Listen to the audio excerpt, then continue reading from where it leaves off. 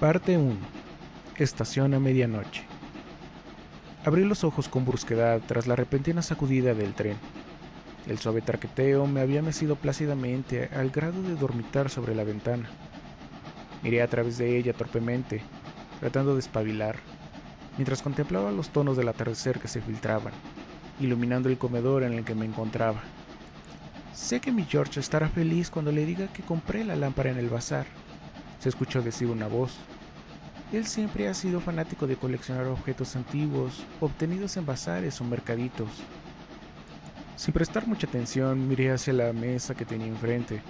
Había un plato con un pan a medio comer. Después miré a mi alrededor. El comedor tenía un espacio amplio y, a pesar de que ya anochecía, se encontraba muy bien iluminado por las velas que reposaban en los candelabros dispuestos entre los ventanales. Las mesas estaban vestidas con manteles blancos y cubiertos de plata brillante. Siempre viajamos juntos en tren, continuaba aquella voz, pero en esta ocasión no pude acompañarlo.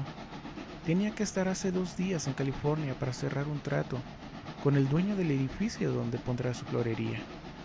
George es un hombre maravilloso y su negocio es su pasión. Siempre dice que cada flor tiene su propia historia que contar. Los rayos del atardecer habían sido devorados por las montañas que adornaban la vista panorámica, y la oscuridad de la noche comenzaba a cubrirlo todo. Mi mirada entonces se posó sobre una mesa ocupada por 2 personas, un hombre mayor, bien vestido y con un bastón que en esos momentos descansaba sobre el asiento vacío que tenía a su lado. Enfrente, una mujer, mucho más joven, probablemente de unos 23 o 25 años, de cabello dorado, con una sonrisa que hipnotizaba a cualquiera. Sabía que no venían juntos, pues el hombre llegó media hora después de que ella tomó asiento y le solicitó poder cenar en su compañía.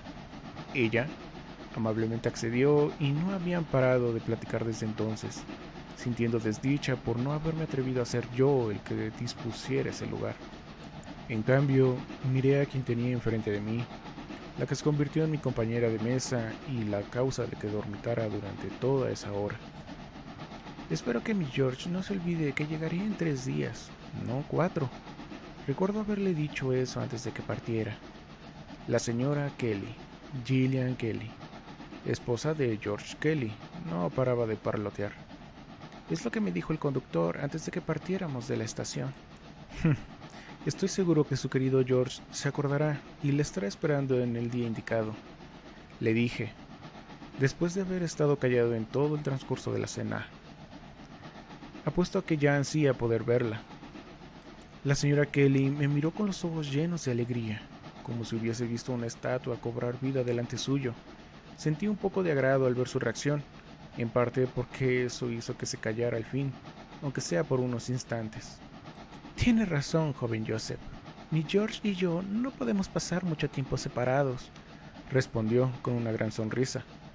Apuesto a que me recibirá con un gran ramo de rosas blancas, no rojas, blancas, como las que me dio la primera vez que nos conocimos. Allí supe que era el indicado. Sabiendo que esta conversación otra vez iba a girar en torno a ella, estuve a punto de decirle que debía retirarme, pero ella cambió drásticamente de tema, quizá presintiendo que perdería la única compañía de quien aguantó escuchar toda su historia, y sin ningún filtro me dijo: «Ella quiere ser actriz», ocupando un tono más bajo, casi como un murmullo. Lo sé porque ella y yo compartimos camarote. Yo me quedé congelado. Sabía que se estaba refiriendo a aquella mujer de cabello dorado, que para en esos momentos ya estaba terminando su copa de vino. «¿A qué se refiere?», le pregunté, fingiendo ignorancia, pero ella me devolvió una sonrisa pícara, como quien se hace cómplice de una travesura. «Soy anciana, pero mi vista aún funciona lo suficiente como para notar a un joven que ha recibido un flechazo de Cupido. Hace rato pude ver cómo se le quedó mirando a la joven que está unas mesas cerca de nosotros». No sabría decir si me sonrojé, pero sabía que era inútil negarlo. Abracé totalmente la oportunidad de saber más sobre ella, inclinándome hacia el frente para escuchar a mi interlocutora, quien hizo lo propio y también se acercó. Se llama Emily Barker, es hija única y muy estudiosa, pero su pasión por el arte le llamó desde joven y ahora va hacia California en busca de una oportunidad. Allí verá a su representante. No se preocupe, solo se han visto como 3 veces. Aún hay una oportunidad. Me sorprendió lo aventurada que resultó ser la señora Kelly, casi empujándome a dar el primer paso. Yo no podía decirle que tendía a ser torpe en cuanto a conocer mujeres se trataba, así que le agradecí el gesto. Ella me respondió con un guiño del ojo y nos pusimos a platicar sobre los lugares de interés que se podrían visitar una vez llegando a nuestro destino. Comparado con la primera hora de plática, esta transcurrió de forma más amena y entretenida, hasta que nos fijamos que la gente ya partía hacia sus vagones, decidiendo poner fin a nuestra interacción y despedirnos por el día de hoy. Pasarme de un vagón a otro nunca me resultó fácil. La conexión entre ellos se veía segura. Solo era dar un paso más abierto. Sin embargo, yo no dejaba de pensar en la velocidad a la que iba el tren, la posibilidad de que perdiera el equilibrio y me cayera en esa brecha que había en la separación entre vagones. Muchos escenarios en donde yo me caía me agobiaban, por lo que siempre procuraba saltar de forma vergonzosa para aferrarme a la puerta opuesta. Así lo hice, entrecerrando los ojos para no ver más que la puerta que tenía enfrente. Extendí la mano y me aferré a lo primero que sentí. Jalé la puerta y al fin pude volver a la calidez del interior. Allí estaban varias personas, platicando o disponiéndose a entrar a sus camarotes compartidos. Yo agradecí que nadie viera el lamentable espectáculo que di afuera, y fingiendo que no había pasado nada, me enfoqué en localizar mi habitación. Los pasillos estaban revestidos con paneles de madera pulida y adornados con intrincadas molduras doradas, mientras las ventanas se decoraban con cortinas de terciopelo rojo. Si así se veían los vagones de clase media, no podía imaginarme cómo estarían los de la mejor clase. Muy seguramente cada persona o familia podía disfrutar de su propio camarote, amplio y perfectamente adornado, pero en la clase media debíamos compartirlos, lo que lo hacía incómodo para personas como yo que apreciaban su intimidad y privacidad. Pero en esta ocasión estaba feliz, ya que antes de partir me enteré que los pasajeros con los que compartiría ese espacio no habían llegado, ya sea porque se les hizo tarde o porque cancelaron de última hora. Cual fuera la respuesta, me tenía sin cuidado, pues ahora podía disfrutar el camarote yo solo, como si fuera uno de primera clase. Tan pronto abrí la puerta, di un leve salto de sorpresa al escuchar una voz detrás mío. «Buenas noches, señor. Su boleto, por favor». «Oh, buenas noches, joven Nathan. Claro, aquí está». «Señor Joseph», me respondió un joven vestido como el personal del tren y con una mirada de alegre sorpresa. «Disculpe, no lo había reconocido. Me había olvidado que usted viajara solo. Qué bueno». Nathan Shaw. Era el más joven de una familia que se había dedicado por generaciones al oficio ferroviario, en sus distintas asignaturas, teniendo ancestros que habían sido carboneros, cocineros, hasta conductores. En su caso, se dedicaba a supervisar el control del boletaje y en sus tiempos libres ayudaba a limpiar los vagones. Todo eso me lo contó mientras desayunábamos en la estación, antes de abordar. «Todo está en orden. Disculpe la molestia y que tenga un buen descanso». Me devolvió mi boleto y continuó con su rondín. Yo me metí al camarote y me aventé sin más a la cama que tenía más cerca. Los camarotes, aunque de tamaño modesto, estaban bien equipados con todo lo necesario para garantizar una estancia confortable. Hundí mi cabeza en la almohada recordando lo que me había dicho la señora Kelly. Debí quedarme dormido solo un instante, pero mi viaje al mundo onírico se vio interrumpido por una sacudida inusual, seguida de la desaceleración del tren hasta detenerse por completo. Sabía que podía darse la situación de que un tren se viera forzado a parar su recorrido, debido a una obstrucción en las vías o alguna avería en la maquinaria, pero no dejaba de despertar en mí un miedo a lo desconocido, principalmente porque la oscuridad gobernaba allá afuera, y muchas criaturas de la noche salían a cazar.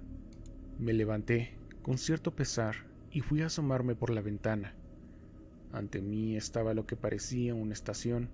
Normalmente no sería motivo de desconcierto, pero había varios detalles que, considerándolos, no me generaban tranquilidad.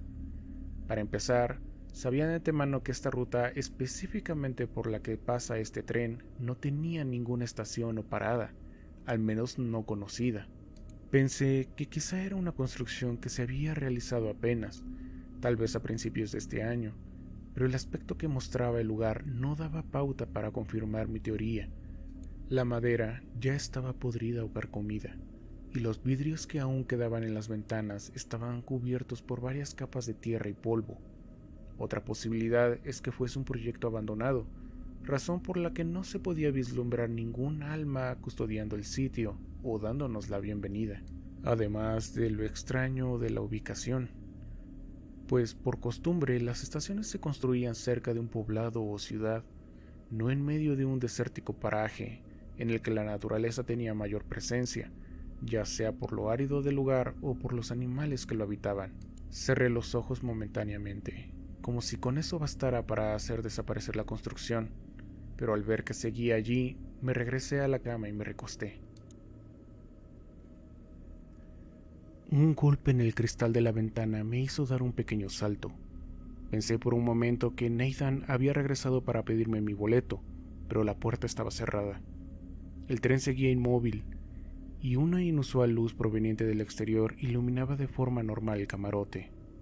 Me levanté una vez más y traté de asomarme, pero en esta ocasión las cortinas no se movieron, como si estuvieran atoradas o fijas en su lugar. Extrañado, me salí en busca de alguien, esta vez encontrando vacío el pasillo.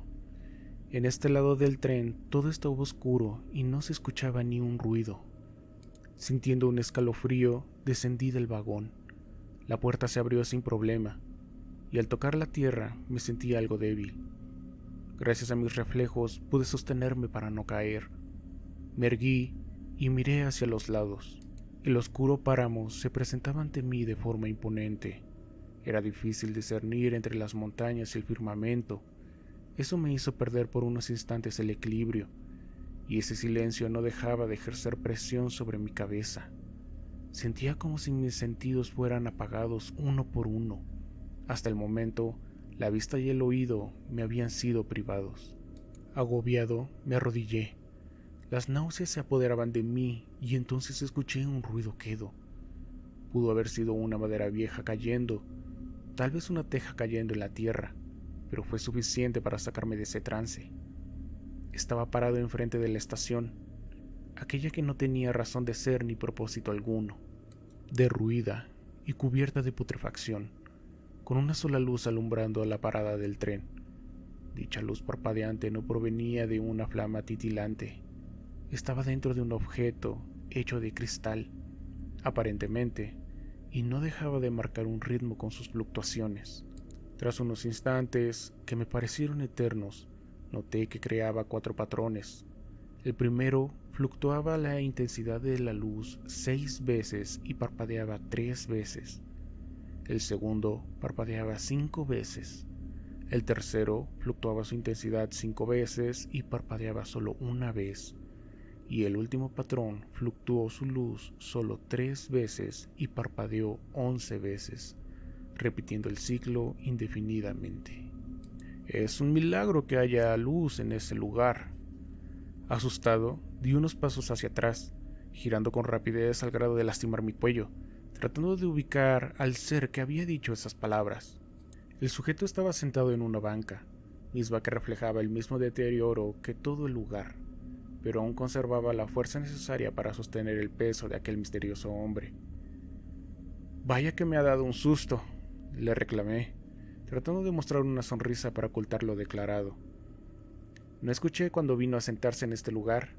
«Oh, no, yo ya estaba aquí desde antes de que usted llegara», respondió, sujetando su sombrero que ocultaba gran parte del rostro. «Me disculpo por no haber anunciado mi presencia de mejor manera». El caballero llevaba consigo un portafolio, al cual se aferraba como si llevara algo muy valioso en él. No sabría expresar la sensación que me generaba ese objeto. Mi mirada no podía dejar de enfocarse en ello, hasta que su dueño lo movió para levantarse de su lugar. «Por otra parte, agradezco mucho que su tren haya pasado por aquí. Imagínese estar en este sitio a esta hora totalmente solo». No fue sino hasta ese momento que reaccioné a la situación. En efecto, era algo surreal, que una persona estuviera en medio de la nada, sin ningún pueblo o ciudad a varios kilómetros a la redonda, bien vestido y sin indicios de estar perdido o angustiado. Yo me estaba animando a preguntarle qué hacía en ese lugar, pero la luz volvió a apagarse y nos quedamos a oscuras. Me quedé quieto, con la boca entreabierta, con mis manos pegadas a mis piernas, respirando solo lo necesario. Ante mí se manifestaba una escena que solo podía generarse en mis pesadillas. El viento comenzó a soplar, emitiendo un chirrido que chocaba entre la madera y el cristal. Las puertas se azotaban y sus bisagras chillaban. El hombre misterioso caminaba hacia el tren, pero su silueta fue lo que me dejó muerto en vida, pasmado sobre mis piernas, alta y deforme, mostrando lo que parecían unas alas de murciélago, unas protuberancias que nacían de su frente y nuca, encorvadas y enroscadas, sus piernas anchas y fofas que iban arrastrando su amorfo cuerpo, y detrás de él le seguían docenas de sombras, cuyas expresiones se manifestaban entre lamentos y quejidos guturales. Me levanté entre gritos, lancé la almohada y las sábanas pensando que eran las manos frías de las aberrantes sombras que conformaban aquel desfile blasfemo, y tras unos segundos desorientado, me quedé inerte sobre la cama, sentado y agitado. La vida volvía a cada respiración que hacía, y mis ojos se fueron acostumbrando a la oscuridad del vagón. El tren ya volvía a estar en marcha. Aún estaba oscuro allá afuera, pero yo me tranquilicé al hacerme entender que acababa de tener una pesadilla. Me golpeé la frente para espabilar y después de eso ya no pude dormir. Decidí velar lo que quedaba de la noche y al salir el sol me tomé mi tiempo para vestirme e ir al vagón del comedor para desayunar. Me sentía como un estúpido al recordar mi reacción después de despertar y esperaba que ningún vecino me hubiese escuchado. Ya con apetito entré al comedor y mirando que todas las mesas estaban ocupadas, supe que mi salida del camarote se llevó más tiempo del esperado. Resignado, pensé que tendría que esperar a que una se desocupara para poder tomar mis alimentos, pero una mano alegre me dio la señal de poder sentarme con ella. Era la joven Emily, quien lucía incluso más hermosa que el día de ayer, mirándome con cierta alegría, y yo no pudiendo creer que eso estaba pasando. Sin duda, accedí a su invitación y me senté junto a ella.